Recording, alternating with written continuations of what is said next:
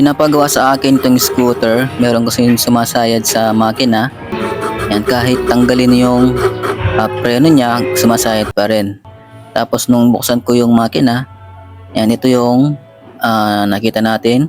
Sumasayad yung stator sa rotor, yung sa may magnet ng hub motor. So ang unang ginawa ko dito ay nagpalit ako ng bearing. Kaya hindi naman gaano masyadong magalaw yung bearing, pero susubukan ko pa rin palitan para matesting kung bearing nga o hindi.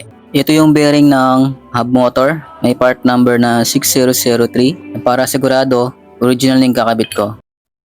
Yung pong gusto magpagawa ng mga e-bike nila or magpa-install ng battery, meron po akong lead acid at lithium. Yan, ang location ko po ay sa San Fernando, Pampanga.